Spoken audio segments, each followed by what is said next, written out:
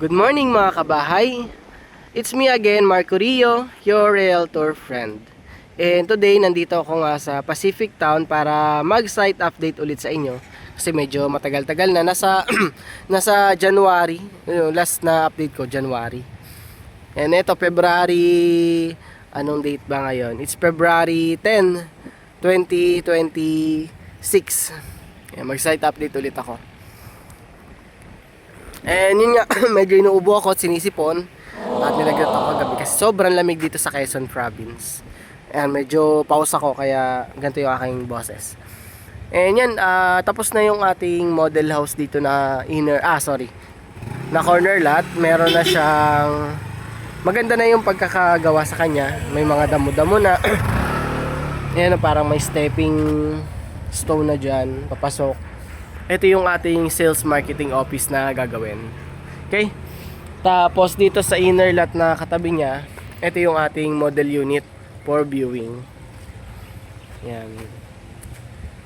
And dito naman sa isang sales office, may ginagawa na parang ganyan, pwede niyo gawin na ganyan, bububungan nyo kapag ka nag-build dito, kayo dito kay Pacific Town, tapos lagyan nyo ng semento dyan for parking. Malawak end lot po yan. End lot yung isa. So yun nga, yung corner lot, yung dulo. Ito yung inner lot, tas ito yung end lot. So yun nga, kasama na sa turnover yung ating fence tsaka gate. So pre na yun. Ayan, patapos na rin dito sa may kabilang banda. Ginagawa na din yung floor, yung sa parking space. And then tuloy-tuloy naman yung construction. Dito tayo sa may bandang likod. So medyo mahangin kasi sobrang lamig. Inisip ko natabo ako. Kanya yung ating block ano yan, 8, 9, 10, 11 and 12. Yun yung mga tinatayo na yun. Sa mga client ko na naka-build dyan, or yung mga client ng iba na naka-build kay Pacific Town, ayun na po yung mga unit nyo, tinatayo na. Nung nakarang punta ko dyan, wala pang kulay-kulay iba dyan. Pero ngayon, halos kalahati na yung nakukulayan dyan sa may bandang bungad. Ipindi ako nagkakamali, yan yung ating block 8. Yung nakikita nyo na yan. Block 8. Yan. Hanggang doon sa likod. 8, 9, 10, 11, and 12. Pakita ko yung price dyan kasi meron pa tayong mga available dyan. Mura lang.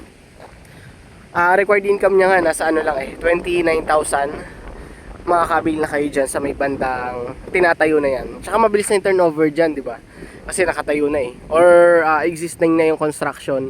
Within months, turnover na yan. Tapos makakalipat na kayo. Ayun yung price dyan, banda sa blocks na yan. And then ito yung nasa mga bungad na to, yung mga wala pang itinatayo at kukain pa lang. Ito naman yung computation dyan. Either 5, 6, 7 ba yung block na yan. And dyan banda sa may backhoe.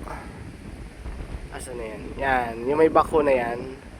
Dyan itatayo yung 7 papunta di 6, 5, 4, 3. Yan yung computation po.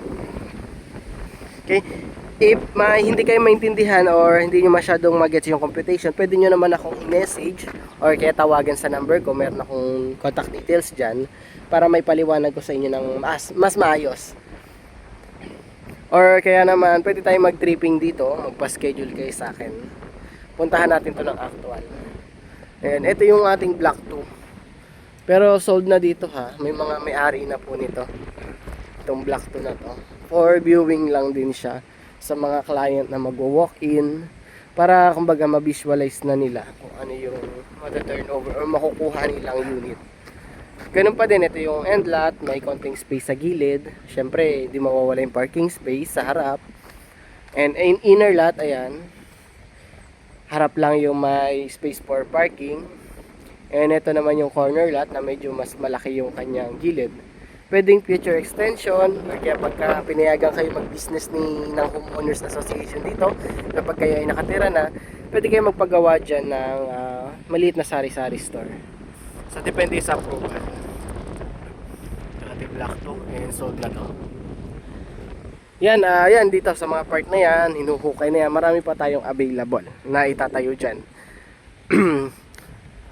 Pero kung ang gusto nyo ay yung mabilis na turnover, banda dun sa may likod, yung Black 8, 9, 10, 11, 12, yan yung mas mabilis ma-turnover. Tsaka maliit lang yung monthly, flexible yung kanyang equity terms, maliit lang din yung required income, kayang-kaya niya yan.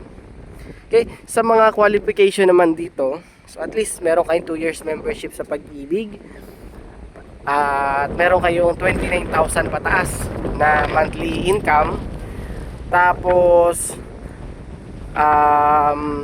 sa age naman, kapag 35 pababa, pasok pa sa 30 years. Pero kapag 36 pataas, medyo mag-a-adjust tayo ng kaunti. Pero pasok pa din naman, adjustment lang yung mangyayari. Okay? Pwede yung mga ano dito, OFW, locally employed or mga business owner or self-employed kung tawagin. Mga VA, pwede din dito. Ayun, ginagawa na din yung circle. Ito yung parang ikutan ng mga sasakyan para di magkakabanggaan, di ba? Hindi siya straight line lang, mayroon siyang pabilog dito. Ikutan. Ayun yan, no? Hukay-hukay na po dito sa ibang blocks. Ipinda ako nagkakamali. Block 7, 8, 9, 10, Block 7, 6, 5, 4, 3. Yan ang 3. Tas 2 na yon. So medyo mas mataas yung price niya dyan. Habang palapit sa gate, mas mataas yung kanyang price. So yun nga pa yung ating entrance gate. Magagawa ng guardhouse doon, banda sa kupo na yon. And yun nga, along the highway lang yung ating subdivision. Kaya excuse me.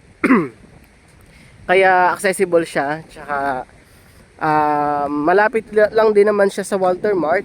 Within 8 minutes makakarating na kayo dun sa Walter Mart. Mga 10 minutes naman makakarating kayo dun sa public market ng Candelaria, Quezon Province. Okay? Tapos ayun na, may rice mill din dun sa tapat. Ayan. Mura lang yung bigas dyan. Siyempre, pinaka kailangan ng tao is bigas. Ayan. Makakamura kayo ng bigas niya kapag dito na kayo nakatira kay Pacific Town. Okay? From Manila, magdadalawang sakay kayo, babiyahe kayo ng papuntang Walter Mart muna, magko-commute. Tapos doon sa Walter Mart, meron na doong bus na diretso pa Manila. Nadaan na mismo doon. Doon na kayo sasakay. So yun nga, sa ngayon, ito na lang yung aking site update for this February 10, 2026. Sa mga nakabil dito, ayan, makikita nyo po yung development ng ating site. Ganyan pa din po. Medyo may mga may mga pagbabago. Okay na, buo na yung circle. Nakaraan wala pa yan. Yung mga bahay doon, may mga kulay na yung iba. And huhukayin na yung ibang blocks.